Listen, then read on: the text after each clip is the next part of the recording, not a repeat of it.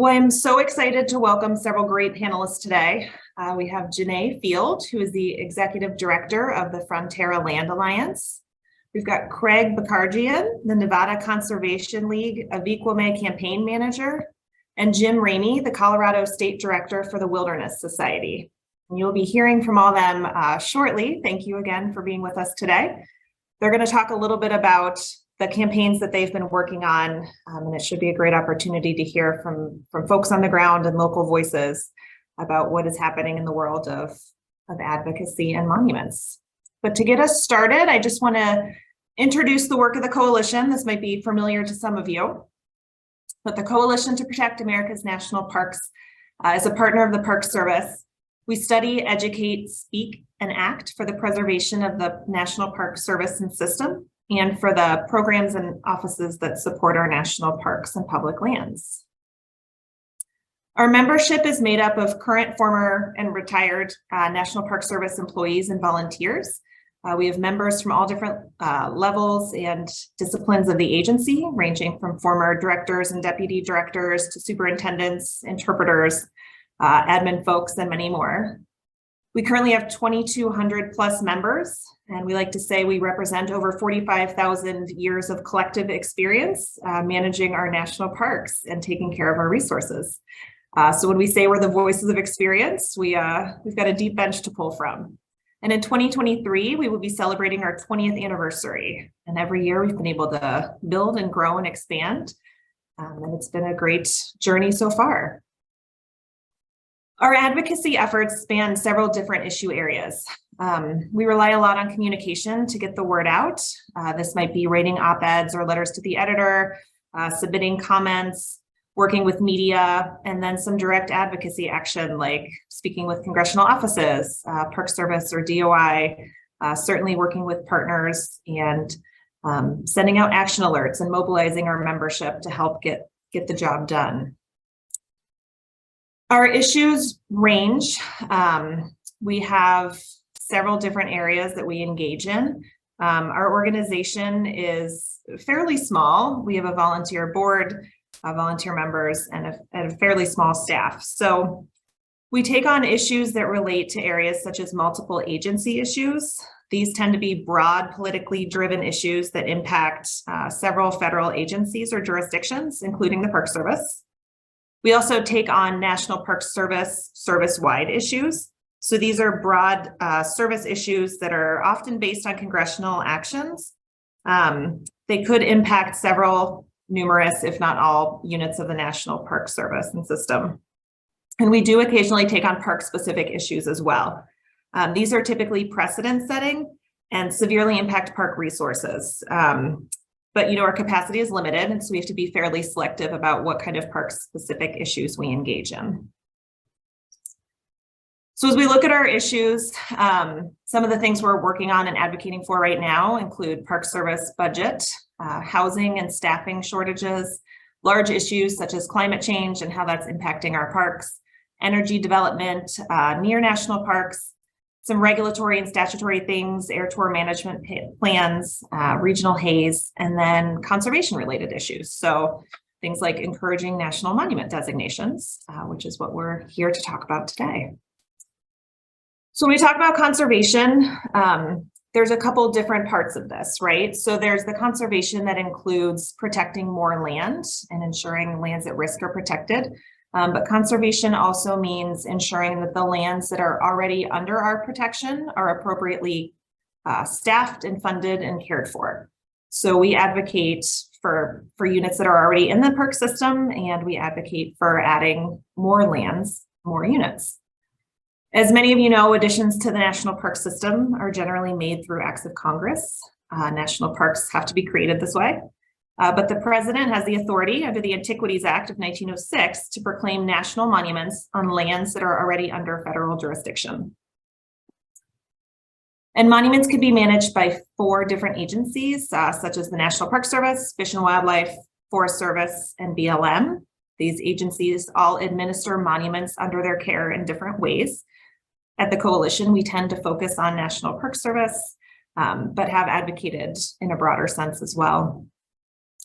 So as we've been doing quite a bit of advocacy work in the last year or so related to the Antiquities Act and monuments, it's been really interesting to take a look at the parks that are currently in the National Park System. So there are over 80 national monuments already in the National Park System, and the Park Service manages over 100 parks that got their start thanks to the Antiquities Act. This includes parks such as Grand Canyon, Acadia, Carlsbad, these big parks, kind of the crown jewels, if you will, that were initially given protections thanks to national monument designations. And so now their contributions to our nation's story, our history, local communities, tourism, the economy, a lot of that can be traced back to these early protections that were given thanks to their national monument status. In the last year, we issued a report in support of the Antiquities Act, where we highlighted several national parks within the system that got their start as national monuments. And we use that to also pivot and talk a little bit about other lands that we think need to be protected and preserved, and taking a broad look at the needs that are out there. Some of you may have just signed a sign-on letter that went up yesterday, early today, in support of the Antiquities Act and national monuments, including some of the ones you'll hear about today. So at this point, I am going to go ahead and turn it over to Janae, who's going to talk a little bit about her work with Frontera Land Alliance and at Kastner Range. Great, thank you. We're excited to be here today. Let me share my screen.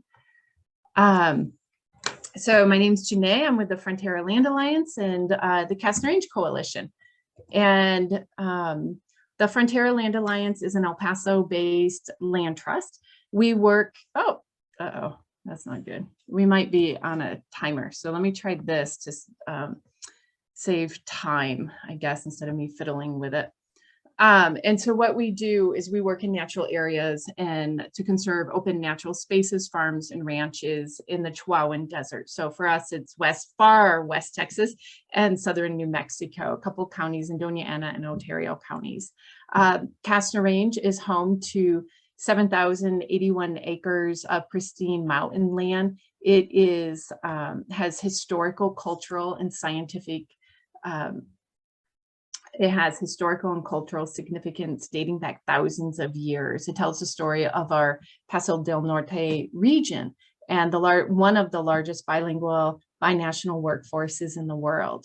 If you look at the smaller map, it shows the green Franklin Mountain State Park, and then the Kastner Range is outlined in red. That's to 7,081 acres. The southeast corner was developed in the 90s off of Kastner Range, and everything to the east of the highway there, 54, used to be Kastner Range. So over time, we've lost over 1,200 acres of land to growth and development. The leading partners in the Kastner Range National Monument designation effort is the Frontera Land Alliance, Noreste Tierra Conservation Project, Franklin Mountain Wilderness Coalition, and the El Paso Community Foundation.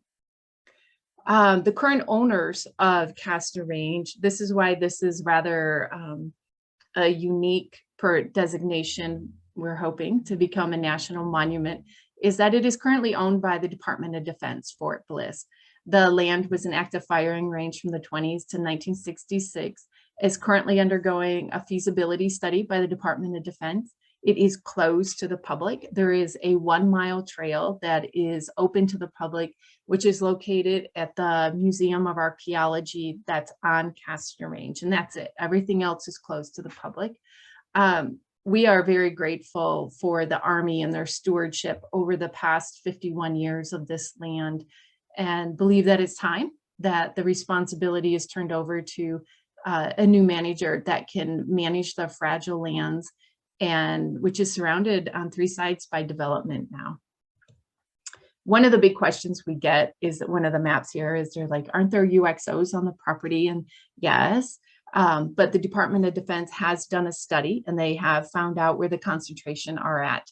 And so Fort Ord is a great example where part of their national monument is open to the public and part of it is not. So they have set the precedent for how this potential national monument could be managed in the years to come. We feel that Castor Range is important for many reasons. It's an investment in our clean air and clean water and our natural resources. It connects to, it's about 25% of the Franklin Mountains, and the Franklin Mountain State Park is the largest state park in the contiguous states within the lower US. We have fragile lands there. We have alluvial fans. We have a network of natural resources. And it can become a connector piece to the existing state park. The Oregon Mountains Desert Peak National Monument is about 3 to 5 miles from the edge of the Franklin Mountain State Park boundary. It has white sands, Waco tanks. There's a lot of connectivity in the region where you can see this. It also strengthens land ethics locally, regional habitat protection, and water conservation as well. We have really cool flora, fauna, insects. The geology here is amazing. The geology picture there's the wall of confusion, and the tectonic plates just go against everything. So to date, with the effort to make Castor Range a national monument, this year alone, we've had Secretary Haaland come down to visit and tour Castor Range. She went on a fantastic hike and enjoyed herself. And then we had the Undersecretary of the Army come as well. And he did a Black Hawk helicopter tour above, looking at the range. And from there, we have been in DC, where we delivered 137,000 letters of support. This is a 51-year effort. And so we have not given up. The leaders have changed over time. We lost one of our strongest advocates last week. Judy Ackerman, she'd been working on this for 25 years.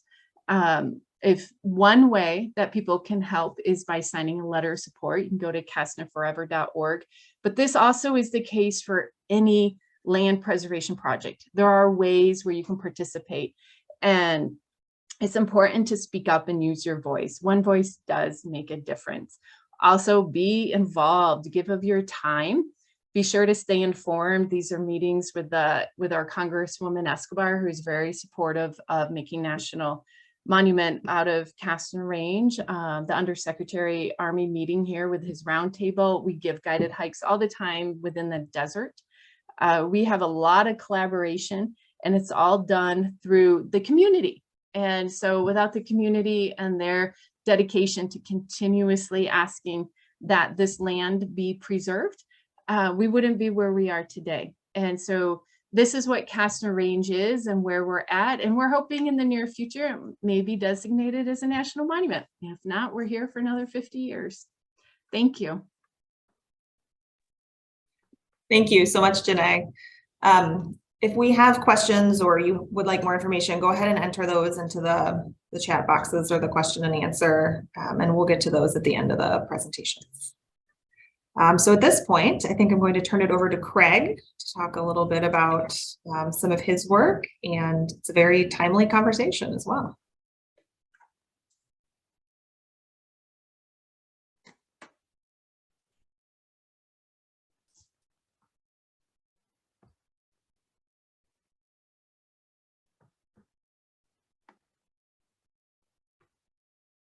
It would probably help if I unmuted myself.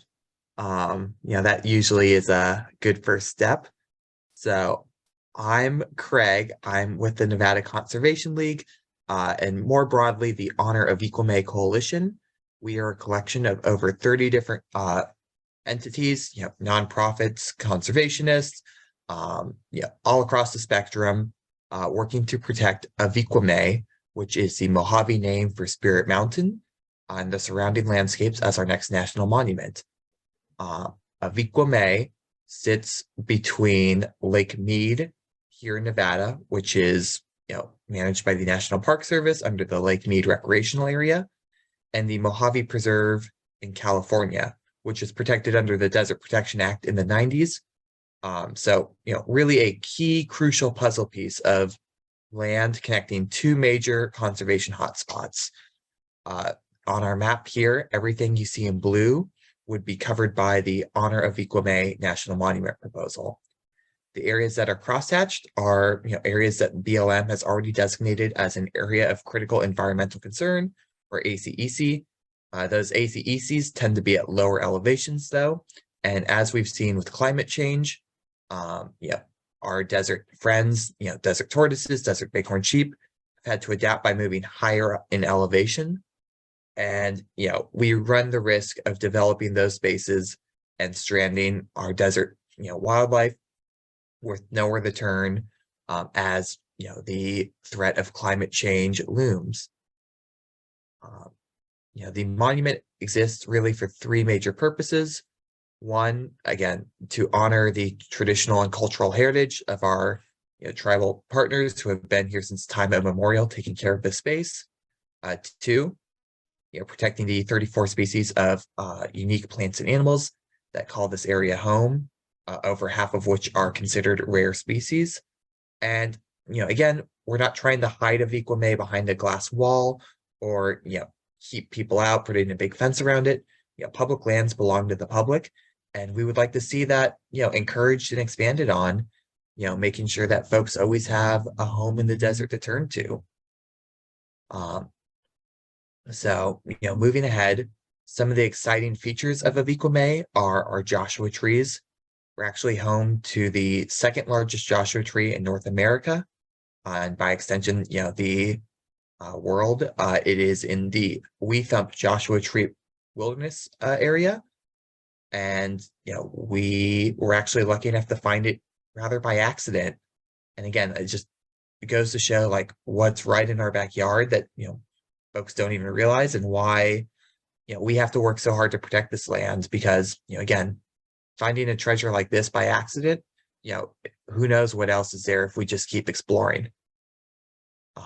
And again, like one of the things I think folks need to realize is that the desert is alive. It's not just, empty barrens. I mean, we've got monsoons and desert blooms, and ensuring that we protect all of these rich species. Our friends, the desert tortoise, the Gila monster, and of course, everyone's favorite, the bighorn sheep, are all big popular, natural resources that, again, don't advocate for themselves and don't necessarily know when they wander into Lake Mead and suddenly they're in protected lands managed by the Park Service. And, they wander, even just a football field away, and all of a sudden they're in unprotected land that could be open for development. So, our coalition really works to ensure that there's a, continued coverage across all of the protected landscapes in Southern Nevada. So animals like this can enjoy, the wildlife corridors that we know they are migrating through. Again, a lot of exciting animals, eagles, birds. But I want to skip ahead to the cultural and indigenous component, since that's a big driving force in our coalition. The modern coalition was established, 2 years ago when the Fort Mojave Indian tribe passed a resolution to ensure that their sacred space is protected. Avikwa May actually means Spirit Mountain and is a physical mountain near the Lake Mead recreational area, where the Fort Mojave Indian tribe and other human-speaking people believe that the Creator placed man on Earth. So in our photos here, you can see the actual Spirit Mountain. This is, again, to them, their Vatican, their, center of their universe. So we want to make sure, again, that we respect the cultural and indigenous component and, keep these spaces, free from development. And again, another stunning view of the Avikwa May Mountain.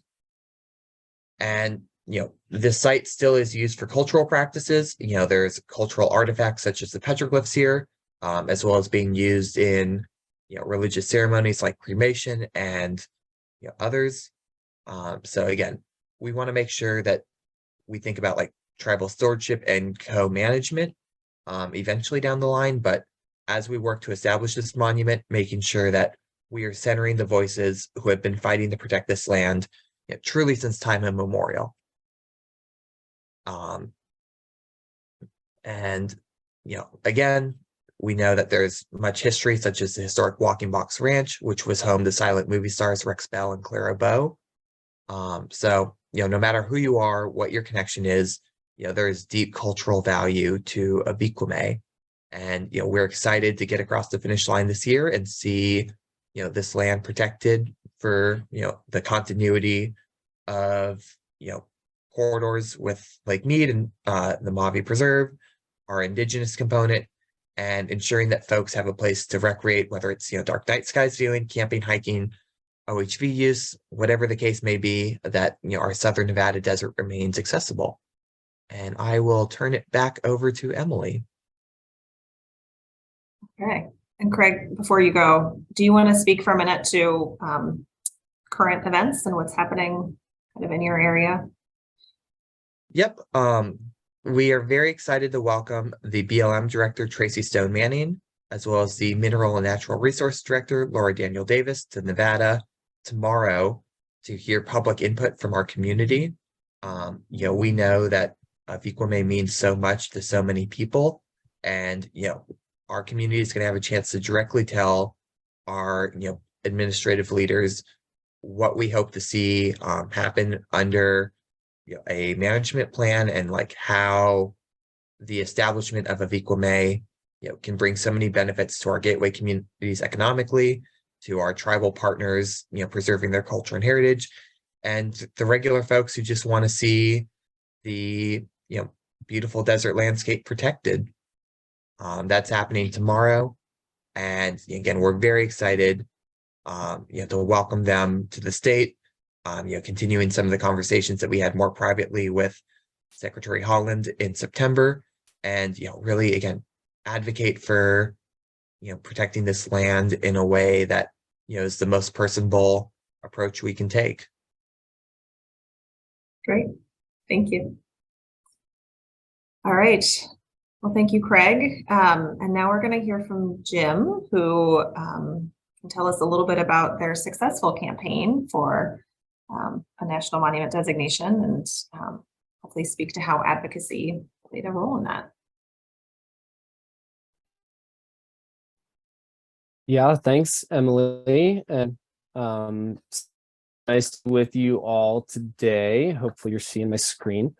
My name's Jim Ramey. I'm the Colorado State Director for the Wilderness Society based out in Grand Junction, Colorado. And for those who may not be familiar with the Wilderness Society, our mission is uniting people to protect America's wild places. So very excited to get to share a little bit of the story of our nation's newest national monument with you all, the Camp Hale Continental Divide National Monument that President Biden traveled to Colorado about a month ago in early October to create, utilizing his presidential authorities under the Antiquities Act. We have a new roughly 53,000 acre national monument administered by the U.S. Forest Service. So on behalf of the very broad coalition of supporters who work to make this happen, I'm excited to give you a little bit of the background, the history, and the values and culture of these places. So to start, our National Monument campaign was kind of an unconventional one. It evolved out of a long legislative campaign on the Colorado Outdoor Recreation and Economy Act, or the CORE Act for short. And I wanted to share the history of this because I think without the many years of the legislative campaign, going back more than a decade and quite longer in some cases, we wouldn't have had perhaps the quickest national monument campaign in recent history. So the CORE Act itself is a combination of 4 previous bills that each have their own policy and political histories. And the Wilderness Society is the chair of a really broad coalition of conservation, outdoor recreation organizations, tons of other community members, local governments, who came together to support those 4 bills when they were combined into one in early 2019. And all told, the bill would protect some 420,000 acres of public lands across the state through a variety of designations. And to just orient you through the map, I'm going to go kind of southwest to northeast across the state. The 4 components of the CORE Act include the San Juan Mountains in far southwestern Colorado around Ouray and Telluride and Silverton, the Curricani National Recreation Area, which has an incredibly interesting and unique story. And I see a big CORE Act proponent on here, Bruce Noble. Nice to see you. The Curricani area between Montrose and Gunnison, going north up to the Thompson Divide in that kind of brown color, south of Glenwood Springs, down to near Crested Butte and Paonia. And then the fourth piece is the Continental Divide and Camp Hale portion in the Central Mountains near Breckenridge, in Summit and Eagle counties. And the Camp Hale component that we're going to talk about in a little more detail, that's actually fairly new. That was added to the legislation in 2017 and proposed to be a national historic landscape. So the Core Act, thanks to an incredible amount of advocacy from folks, the bill's passed the House 5 different times, but it's been stuck in the Senate. Some folks have said it's stalled, but I'd argue it just hasn't passed yet. And I'm confident we're going to get it done eventually. The legislation has been exceedingly popular. A poll earlier this year found 86% of Colorado voters supported President Biden taking executive action to protect some of the places in the Core Act as a national monument.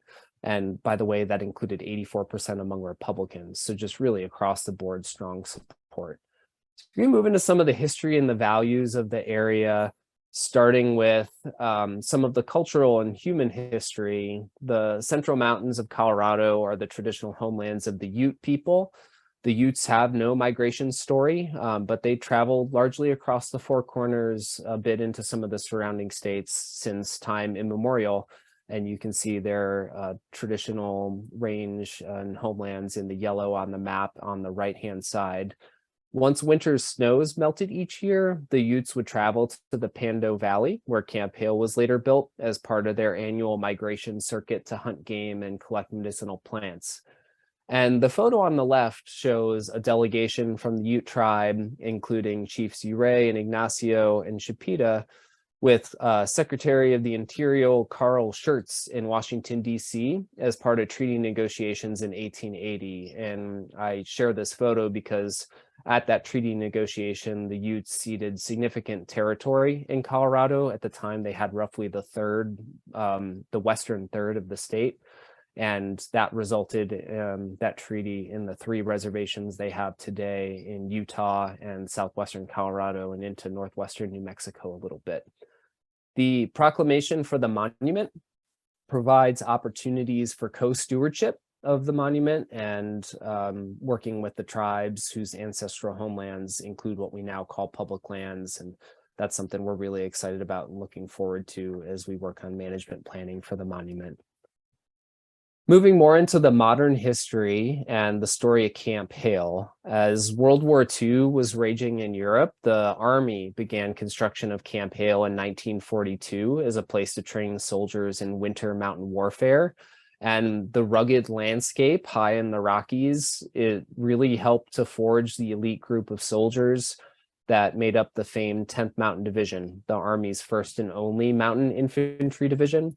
At its height, Camp Hale sprawled about 1,500 acres on the valley floor, had about 1,000 buildings, including 245 barracks, which could house more than 15,000 soldiers, mess halls, firing ranges, administrative buildings, corrals, a veterinary center, theaters, chapel, field house, a hospital. It was really a small city that sprung up overnight.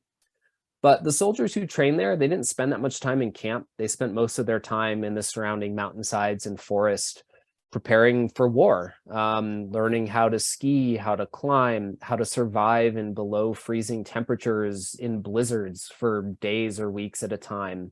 And that endurance training proved pivotal to the success of the United States and our allies in World War II, when in February 1945, the 10th Mountain Division successfully scaled a 1,500-foot cliff face at night to capture a German position in the Apennine Mountains, helping the Allies to break through the German defensive lines in Italy and push further into Europe. And the really, and on top of that, I think incredible part about this story is those veterans came home from war and really helped to revolutionize our outdoor recreation industry, founding or managing more than 60 ski resorts across the country and starting a variety of outdoor gear companies. So moving on to the pivot to a national monument campaign from the legislative effort, After a few years of the CORE Act failing to reach the president's desk and amidst a distinct sense of urgency as we were losing the last few remaining veterans who trained at Camp Hale in World War II, Senator Bennett, who's in the blue jacket there, began exploring the possibility of trying for a national monument designation for some or all parts of the CORE Act. The senator and his staff met with local community leaders to explore this idea and worked with the Forest Service to define the boundaries, which tracked really closely to the proposed boundaries in the legislation. And in August, which this photo shows, Senator Bennett welcomed Secretary of Agriculture Tom Vilsack in the white shirt there to Camp Hale to enlist his support in the effort alongside Governor Polis on the left and Senator Hickenlooper on the far right. And by the way, this photo I think is kind of funny. The dress code for the Monument Proclamation requested mountain casual. And I've lived in Colorado over a decade. I didn't know what that meant. And then I looked back at this photo and it became very, very clear what that meant, to not wear a suit and dress shirt to the proclamation signing. But really do just want to share the celebration that we had with you all. We had about 200 folks on hand for the signing, which speaks to how many folks were advocating in support of this effort over many, many years to make it happen. President Biden, by all indications, had exceptionally good time coming to create his first new national monument in Colorado. And for me, it was particularly moving and special to have on hand two of those original World War II veterans, Francis Lovett, who's at the very far right in the blue jacket and the camo ball cap, and Robert Scheuer, who's in the white jacket and the blue cap right next to President Biden. And watching President Biden literally reach out his hand and to help those gentlemen up onto the stage for the proclamation signing was really something special. So in closing, just a big thank you to Emily and the coalition for having us here. I was very fortunate to get to shake the president's hand and thank him after the signing of the proclamation. And I told him that I thought that he had said it best when President Obama signed the Affordable Care Act, and that what he did for our public lands and communities in Colorado that day was a BFD. And he got a good laugh out of that. And helped get me that good Joe Biden smile for the photo. And then on the left, that's my colleague, Jeff Wyden at the Wilderness Society, just insisting on giving the president a high five. It was really an exceptional day. And I really hope that this is just one of many new monuments to come. And I hope that my colleagues in Nevada and Texas and elsewhere have much to celebrate in the days to come. So looking forward to questions and discussion. And thanks again.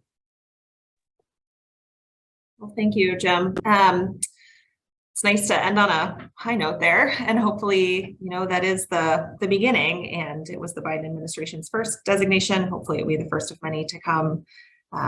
These campaigns are a few of the ones that the coalition is trying to amplify and to support. There are others, and will continue to be others. And we will, continue to work as advocates to raise up local voices and to protect more land through these designations. So I think that will end the formal part of our presentation. If you have questions, we would be happy to take those. You're welcome to answer or to enter those. I think we've had a couple, an observation, just that, the work at Aviquame hopefully will also contribute to the 30 by 30 initiative, and will continue to help reach conservation goals, especially when you eliminate things like hunting and grazing, ORV use, and mining, which is a great point. And I'm open to other questions if anybody has them. Give me a minute.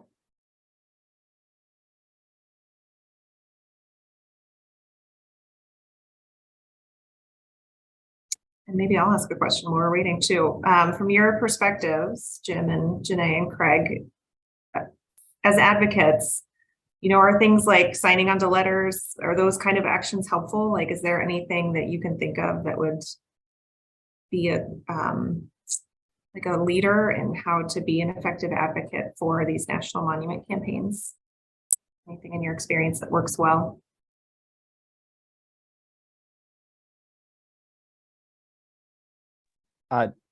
Janae, you go ahead. We unmuted at the same time. Okay, it's short. We're still trying to get to where Colorado is.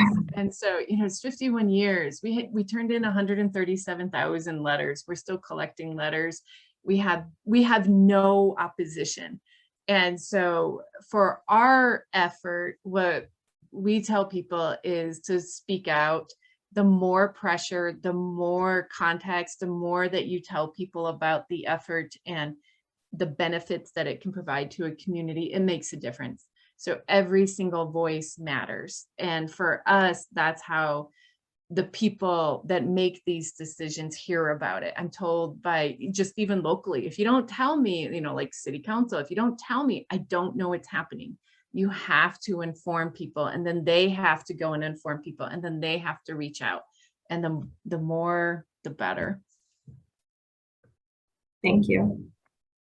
And Jim? I just add persistence pays off. All of that is so incredibly important. And the fact that we were able to have the president come here and sign a proclamation is something that was built from the ground up over many, many years, over countless letters to the editor and sign-on letters and meetings in communities and folks writing their elected and appointed officials and executive administrative officials to make this happen. So persistence pays off. You got to keep at it, and eventually it'll work out. Well, Jim, I'm glad you're on the screen. I've got a couple questions for you. Is there still a goal to see Camp Hale authorized through legislation now that it's been designated as a national monument?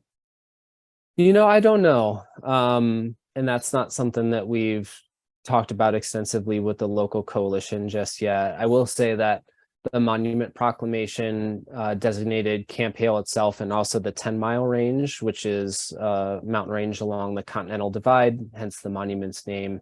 And as part of the legislation, we had proposed wilderness for part of that 10-mile range. And I do still hope to see that done. And I think the local community wants to see that done too. But I think the monument proclamation goes a really long way at getting what we wanted to see through the legislative intent from the local community's perspective. So I'm a pretty happy camper as of right now, but I wouldn't say that's a definitive decision.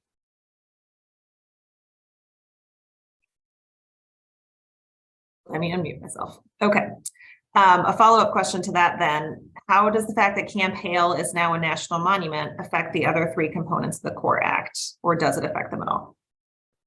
I don't think that it really affects them that much. We have such incredibly strong local support for the other parts of the bill. And I know, Senator Bennett has said that that is among his top legislative priorities. That I don't know. I'm still holding out hope that one of these days, one of these years, we're going to get that through Congress. And that's been my experience with public lands legislation. Once you build up enough pieces that the dam kind of breaks and they can move together and it can get passed. So I don't think it'll affect them that much. And if we don't get it done this year, I expect we'll see it reintroduced next year in a fairly similar fashion. Thanks. And I know, at the coalition, we've talked a lot about how we continue to support certainly legislative solutions. That's a great path, but we can support executive action at the same time. Taking both of those is a good thing. Okay, so I'm going to toss this out then for the group.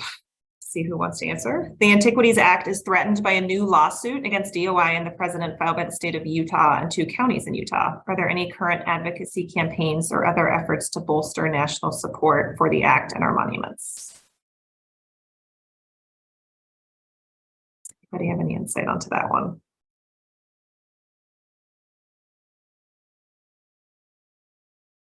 I don't have an answer to that. Jim?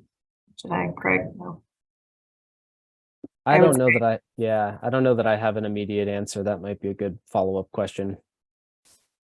For sure. And I will say that I continue to see an uptick in the number of national monument campaigns that are out there, as people start to pivot to other solutions. So happy to follow up on that once I have an answer for you. All right, another question here. So the two national monuments that have been discussed here, but not designated, so of Equimay and Castro Range, seem like solid proposals. What are the reasons or obstacles to the administration moving forward with designating them as monuments? So i.e., what's the holdup? Talking a little bit about Equimay, I would say, the holdup first was, efforts to protect this land have gone back since the 90s, but just, there hasn't been much interest outside of like the tribal voices. For us, I mean, having President Biden in the White House, someone who in his first 2 years has proven to be a conservation champion, really set the signal that, now is the moment. Coming off the heels of the last administration, I think there's more of an appetite and appreciation for the work that conservationists do. So we really felt like, now is our time, to make a case. Secretary Holland, being an Indigenous woman, uniquely understands, the need to protect Indigenous spaces environmentally, which really aligned with our values. So that was kind of the, right time, right folks moment with us, as well as, again, the fact that our tribal partners really got the ball rolling. We were fortunate enough that the Fort Mojave Indian tribe really kicked off this process with, very strong, clear guides about, what they hope to see with the land. And that made it easy for activists to say, like, okay, like, if you want to talk about, cultural overlays of boundaries, like, we can get started on that and, find a map that everyone can agree on. So, I think there hasn't, like, it's not that there hasn't been interest in Equimay before. It's just, again, where things lined up where, we got the right folks in the administration and, the right folks in our tribal partners and our, conservationist groups to really kick this off for us. And then for Castro Range, we don't know. We have ticked all the boxes as far as we know. There's a precedent set with Fort Ord National Monument in California that the land former use is the same as what's here at Fort Bliss at Castro Range. We have the historical significance, the cultural significance. We're on a international border where, millions of people can see Castro Range, and others come over, and it's, it's a piece of the community. We have the unique flora and fauna. It addresses the 30 by 30.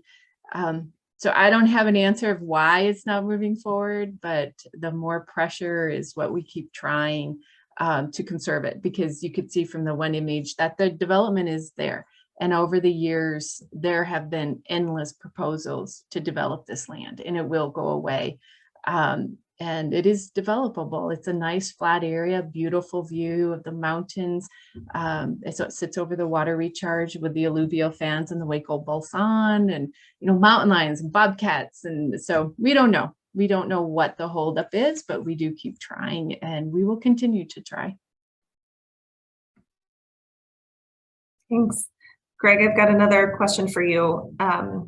What's the current land ownership at the proposed Equimay National Monument?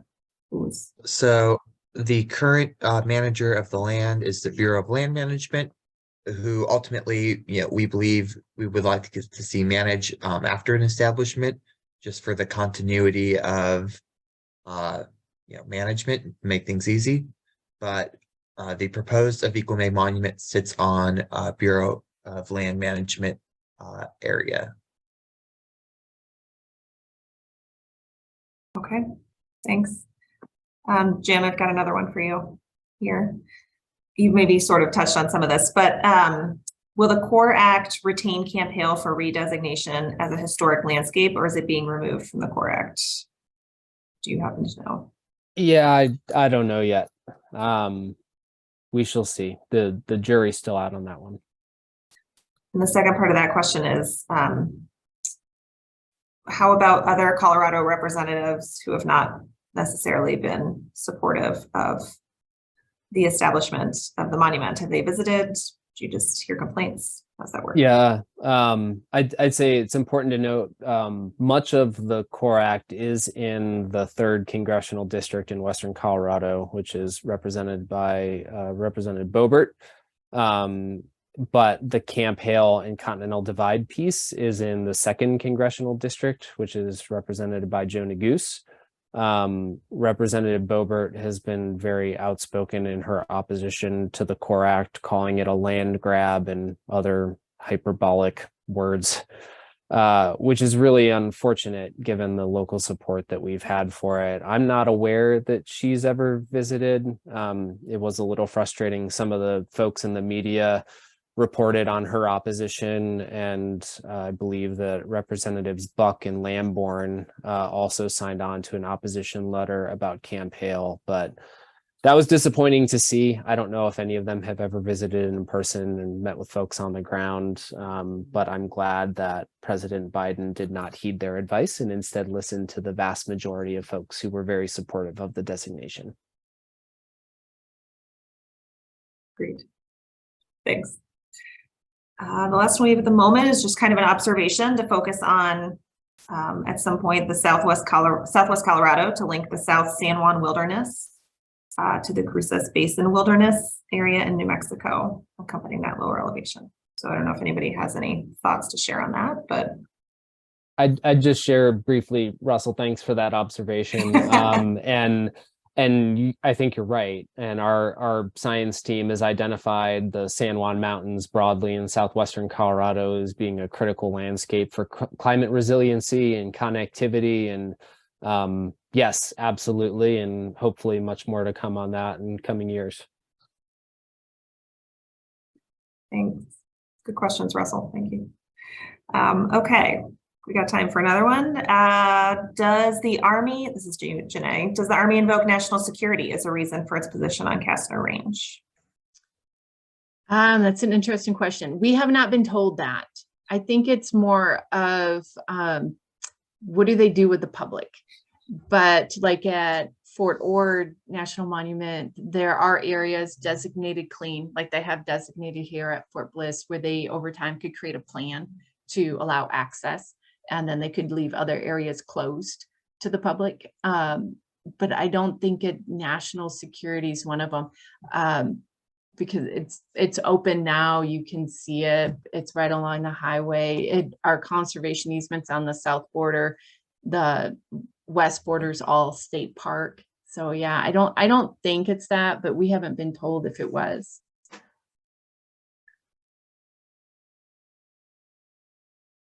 Okay.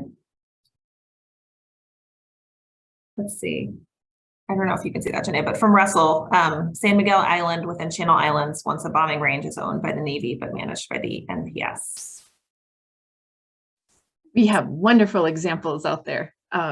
And we keep reminding people of them, of the decision makers. So hopefully one day. All right. I think we have worked through our questions here. Thank you all for attending. Thank you to Janae and Craig and Jim for all of your work on these campaigns and for joining us today to talk a little bit more about the history and the story and the advocacy. It's really very much appreciated. I think we all learned a lot today. We will continue the advocacy work certainly, and a recording of this will be available for folks to share or catch later or take detailed notes on afterwards if you are so inclined. So with that, I think we are done with our webinar for today. Thanks everybody, much appreciated. Thank you.